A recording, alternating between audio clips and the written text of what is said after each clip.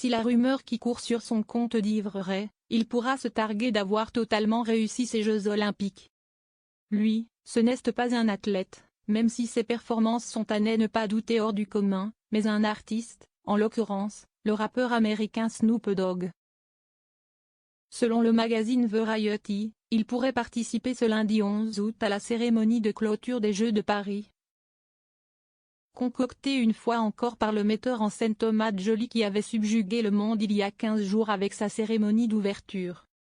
D'après le média américain, Snoop participerait avec la chanteuse Billie Eilish et les rockers californiens Red Hot Chili Peppers à un happening visuel depuis Los Angeles, où se dérouleront les prochains Jeux.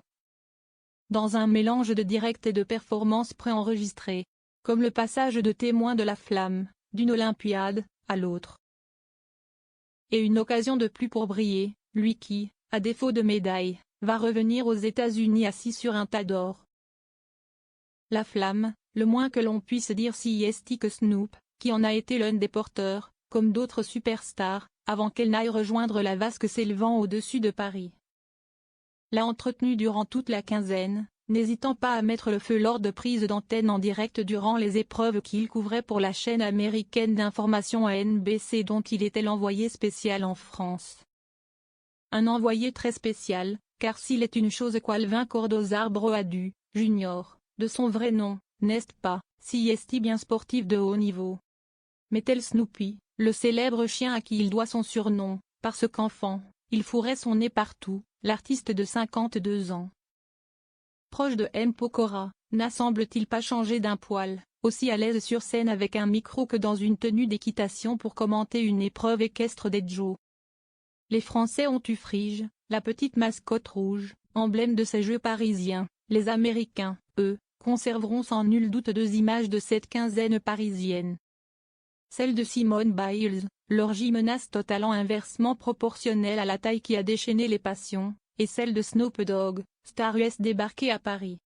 Snoop Dogg, je vais avoir besoin de ce cheval dans l'un de mes clips. L'affaire avait commencé en 2021 à Tokyo.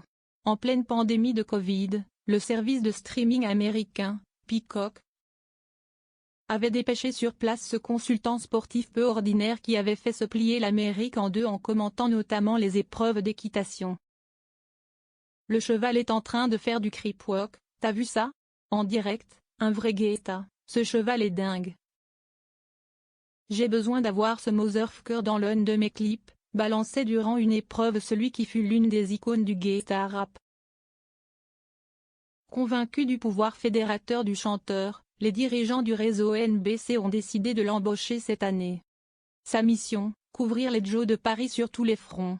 Qu'il s'agisse de commenter les épreuves, d'aller interviewer les sportifs sur leur vie privée, de tester des restaurants parisiens ou d'aller visiter le Louvre. En ont résulté des séquences hilarantes. Comme lorsqu'il confond ou fait mine de confondre un steak tartare avec une tortilla dans un établissement étoilé de la capitale en expliquant aux chefs qu'ils ont oublié de le cuire ou qu'il s'exclame dans le plus célèbre musée du monde. Je viens de découvrir que j'étais le frère jumeau de Mona Lisa, Tony Lisa. Autre punchline marquante, celle assénée par Snoop Dogg au champion Michael Phelps lors d'un cours de natation improvisé dans la piscine d'un palace. Vous avez parlé d'envergure, de puissance pulmonaire, j'ai certainement de la puissance pulmonaire. Avait plaisanté ce fumeur devant l'Éternel, reconverti depuis des années dans le business du cannabis. Sa dégaine, en peignoir orné de la bannière étoilée floquée à ses initiales valait son pesant d'or.